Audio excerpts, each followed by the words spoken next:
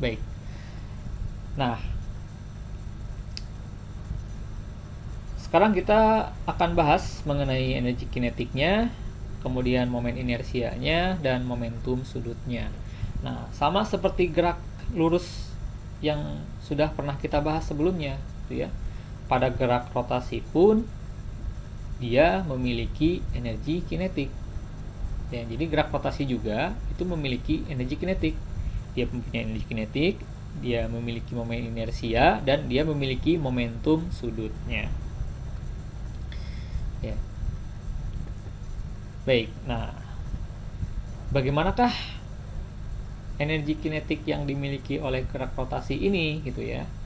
Nah, sebetulnya rumus energi kinetiknya itu awalnya itu mirip sama seperti rumus energi kinetik pada gerak lurus. Karena benda ini tersusun dari banyak partikel, maka tinggal kita hitung saja energi kinetik dari partikel yang bergerak ini gitu ya. Kemudian kita jumlahkan semuanya. Kemudian dari sini barulah kita bisa menemukan rumus energi kinetiknya.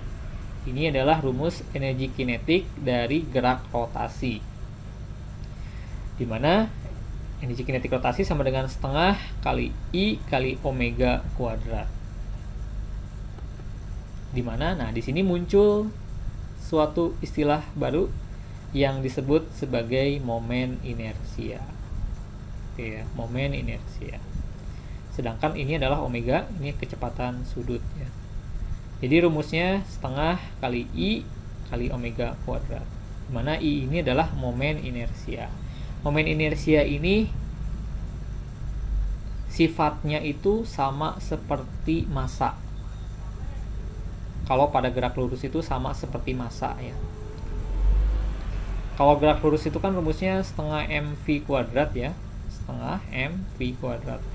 Maka kalau pada gerak lurus itu masanya itu, inersianya itu yang berperan yang menentukan gerak rotasi itu adalah namanya momen inersia. Ini memiliki sifat yang sama pada gerak memiliki sifat yang sama dengan massa kalau kita berbicara mengenai gerak lurus. Nah, sekarang kita lihat apa sebetulnya momen inersia itu ya. Seperti yang sudah disebutkan sebelumnya bahwa momen inersia ini kalau pada gerak lurus itu sama seperti massa ya, masanya itu, massa bendanya itu gitu ya. Nah, jadi momen inersia ini adalah ukuran kelembaman atau tingkat kesulitan untuk membuat benda berotasi. Ya. Nah, kalau dari pengalaman kita sehari-hari ya, mungkin kita pernah mengalami bagaimana kita misalkan ketika kita bersepeda gitu ya, kita mengayuh suatu roda sepeda. Kalau misalkan rodanya itu tipis gitu ya, kecil dengan yang rodanya itu besar gitu ya, itu pasti akan mendapatkan pasti mengayuhnya itu akan terasa berbeda gitu ya, akan lebih susah yang ukuran yang lebih besar rodanya itu. Nah, itu adalah salah satu sifat dari momen inersia gitu ya. Nah, momen inersia ini memiliki rumus ini ya, I sama dengan sigma MI kali RI kuadrat ya, dimana I ini adalah titik partikel ya, titik partikel yang ditinjau ya. Nah, tapi yang paling penting di sini adalah poin yang paling penting di sini adalah ini, setiap benda itu memiliki momen inersia yang berbeda-beda. Jadi momen inersia ini nilainya besar kecilnya itu bergantung pada yang pertama distribusi massa. Jadi distribusi massa yang menyusun benda ini, dan yang kedua dia ditentukan oleh posisi sumbu rotasinya. Nah, ini adalah poin yang paling penting ya. Jadi momen inersia ini ditentukan oleh distribusi massa bendanya. Yang pertama itu, yang kedua dia ditentukan oleh posisi sumbu rotasinya. Gitu ya. Jadi kalau diputarnya itu di tengah-tengah, dengan diputarnya itu di pinggir itu akan terasa berbeda gitu ya. Seperti itu. Itu adalah momen inersia. Nah, ini adalah rumus-rumus momen inersia untuk berbagai jenis benda ya. Disertai dengan sumbu putarnya. Contohnya di sini. Kita di gambar yang atas ini kita punya sebuah tongkat. Tongkat ini memiliki massa M, memiliki panjang L. Kalau kita putar si tongkat ini di tengah-tengah, itu rumusnya ini, inersianya itu. Kalau si tongkat ini diputarnya itu di ujungnya, sumbu putarnya itu di ujung tongkat ini, maka ternyata momen inersia yang dimiliki benda ini berubah. Yang tadinya 1/12 ml kuadrat berubah menjadi 1/3 ml kuadrat. Jadi benda yang sama kalau dia diputar terhadap sumbu putar yang berbeda akan menghasilkan momen inersia yang berbeda. Ya. Seperti itu. Ini adalah contohnya ya. Oke, kemudian berikutnya di sini kita juga punya benda ya, punya bola pejal. Yang satu pejal itu dia padat ya, isinya itu padat. Yang kedua itu yang berongga tipis. Ini pun sama ya. Kalau ini jelas sama beda ya. Kalau ini jelas berbeda karena yang satu pejal, yang satu berongga tipis. Ini akan memiliki momen inersia yang berbeda ya, rumusnya akan berbeda. Kalau pejal itu 2/5 mr kuadrat ya, R ini adalah jari-jarinya, sedangkan M adalah masanya. Sedangkan kalau untuk bola tipis itu inersianya rumusnya adalah 2/3 mr kuadrat ya, jadi bedanya ada di angka yang di depannya ya, ini 2/5, ini 2/3. Begitupun sama dengan silinder pejal dan silinder berongga tipis ya. Kalau pejal ini setengah mr kuadrat, kalau berongga tipis itu I sama dengan mr kuadrat ya, seperti itu. Nah, ini rumus-rumus momen inersia untuk berbagai bentuk benda ya, berbagai bentuk benda. Jadi dari sini kita bisa melihat bahwa benda yang ukurannya, yang bentuknya berbeda itu pada gerak rotasi ternyata akan berpengaruh ya, akan berpengaruh. Kalau kita meninjau gerak rotasi, bentuk benda itu sangat menentukan. Nah, kemudian selanjutnya kita juga pada benda yang berotasi juga memiliki momentum sudut ya.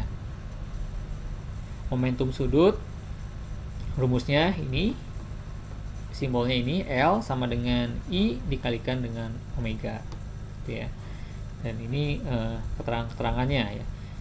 Dan juga berlaku hukum kekekalan momentum sudut ya, dimana jumlah momentum sebelum perubahan terjadi nilainya sama dengan jumlah momentum setelah benda ini mengalami perubahan gitu ya. Nah, contoh dari momentum sudut, dari hukum kekekalan momentum sudut itu ini ya, seorang penari ice skating ya. Kalau misalkan kita lihat, kita tonton bagaimana penari ice skating ini dia berputar gitu ya. Ketika dia merentangkan tangannya, putarannya itu lambat ya kalau kita lihat. Ketika si tangannya dilipat, maka putarannya itu akan semakin kencang. Gitu ya. Nah, itu. Jadi silakan bisa dilihat ya di YouTube atau di mana. Kalau penari ice skating itu kalau dia merentangkan tangannya, dia itu putarannya lambat gitu ya. Ketika dilipat, kecepatannya akan jadi kencang gitu. Seperti itu. Nah, ini ya. Untuk memperbesar putarannya, seorang penari akan melipatkan tangan dan kakinya untuk memperkecil momen inersia. Jadi, ketika tangannya terentang, momen inersianya besar. Ya, karena momen inersia itu kan dia rumusnya kan R kuadrat ya, jadi jarak dari sumbu putar ke jari-jari ya, kuadrat ya. Kalau direntangkan tangannya berarti I-nya besar,